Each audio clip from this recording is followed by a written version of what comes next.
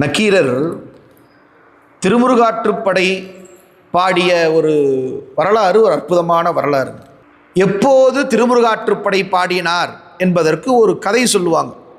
கற்கிமுகி என்று ஒரு பூதம் இருந்ததுங்க. கற்கிமுகி என்று ஒரு பூதம் இருந்தது.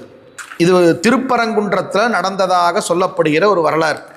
அது பாருங்க, இதெல்லாம் நம்ம சிவனடியார்கள் எல்லாம் கேட்க வேண்டிய ஒரு கதை. இது சிவபூஜை பெற்றுக்கொண்டு சிவபூஜையை ஒழுங்காக செய்யவில்லை என்று சொன்னால் அதற்குரிய தண்டனையை பெற்றுத்தான் ஆகணும்.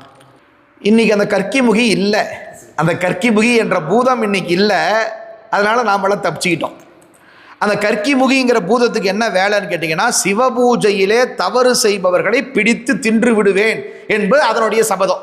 அந்த கற்கிமுகிங்கிற பூதத்தோட சபதம் அப்படியே பண்ணிச்சாமா. பாருங்க, யார் ஒருவர் சிவபூஜையின் போது கவனத்தை இழந்து சிவபூஜையில் கவனம் செலுத்தாமல் வேறு எண்ணங்களில் கவனம் செலுத்தினால் அவர்களை பிடிச்சிட்டு வந்து இதை அரெஸ்ட் பண்ணிடும் இந்த கற்கிமுகிங்கிற பூதம்.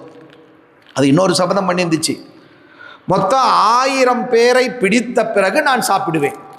ஏன்னா பூதம்னா பெருசு, ஒரு ஆளை சாப்பிட்டா அதுக்கு பொறி சாப்பிட்ட மாதிரி பத்தாது. எனவே 1000 பேரை ஒட்டுக்கா பிடிச்சிட்டு 1000 பேரை ஒன்றா நான் சாப்பிடுவேன் ஒரு சத்தியம் பண்ணி வச்சுருந்துச்சு அந்த பூதம். இப்போ என்ன பண்ணிச்சுன்னா 999 பேர் அந்த பூதம் பிடிச்சிருச்சு. எல்லாரையும் பிடிச்சி ஒரு குகைக்குள்ள அதை அடைச்சி வச்சிருந்துச்சு.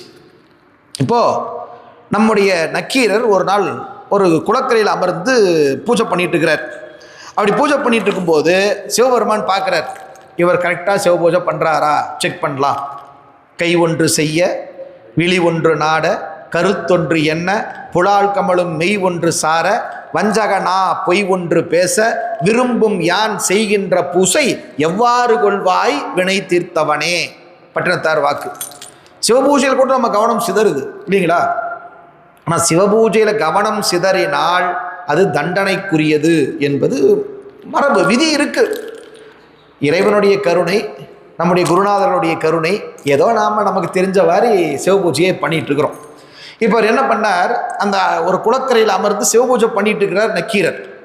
அங்கே ஒரு மரத்திலிருந்து ஒரு இலை அப்படியே கீழே விழுவுது, அந்த குளத்தில் விழுவுது. இலையினுடைய ஒரு பாதி என்னாச்சு, தண்ணிக்குள்ளே மூழ்கி இருக்குது. இலையினுடைய ஒரு பகுதி மேலே இருக்குதுங்க. இப்போ அப்படி இருந்த அந்த இது என்ன போச்சு, அந்த இலையினுடைய கீழ்ப்பகுதி மீனாக மாறி போச்சு. இலையினுடைய மேல் பகுதி பார்த்தீங்கன்னா ஒரு பறவையாக மாறி போச்சு.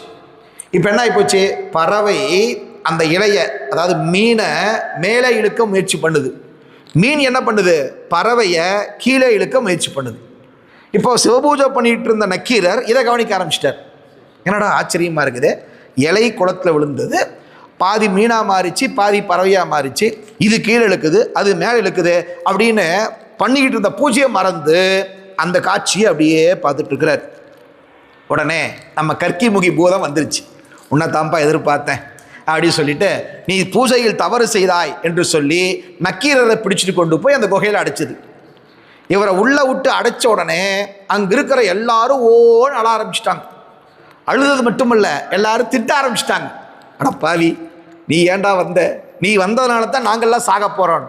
என்னையா சொல்கிற அப்படின்னா, நாங்கள்லாம் 999 பேர் இருக்கிறோம், 1000வது ஆள் கிடைச்சிடக்கூடாதுன்னு வேண்டிகிட்டு இருந்தோம். 1000வது ஆளாக நீங்கள் தவறு செய்ததாலே அந்த பூதம் இங்கே கொண்டாந்து விட்டுருச்சு, ஏதோ குளிக்க போயிருக்குது, குளிச்சுட்டு வந்துச்சுன்னா நம்மளையெல்லாம் சாப்பிட்றோம் அப்படின்னு எல்லாரும் வேதனைப்பட்டாங்களாமா. நக்கீரர் போய் கரெக்டாக மாட்டினார். 1000வது ஆளாக அவர் மாட்டினார். கரெக்டாக அந்த பூதம் வந்துச்சு. அப்போது இவர் சொன்னாராமா நக்கீரர், யாரும் பயப்படாதீங்க, முருகப்பெருமானுடைய அருள் நம்மை காப்பாற்றும் என்று சொல்லி அப்போதான் அந்த திருமுருகாற்றுப்படை பாடி, அந்த திருமுருகாற்றுப்படை பாடிய பிறகு அங்கிருந்த ஒரு இலையை தூக்கி இவர் நம்முடைய நக்கீரர் அந்த பூதத்து மேலே போட, அந்த பூதத்தை அந்த இலை வேலாயுதமாக மாறி அதை கொன்றது என்பது ஒரு வரலாறு. எனவே சிவபூஜை என்பதை எந்த கவனச்சிதறலும் இல்லாமல் நாம் மனம் ஒன்றி கருத்து ஒன்றி கவனச்சிதறலின்றி சிவபூஜை செய்ய வேண்டும் என்பதற்கு இந்த வரலாறு ஒரு சான்று. இந்த வரலாற்றின் அடிப்படையில் தான் திருமுருகாற்றுப்படை உருவானது என்று சொல்வார்கள். எனவே அப்படிப்பட்ட ஒரு அற்புதமான நூல் திருமுருகாற்றுப்படை என்பதையும் நாம் நினைவில் வைத்துக் கொள்ள வேண்டும். நக்கீரர் பாடியருடைய பல நூல்களில் அதுவும் ஒன்றாக இருக்கிறது.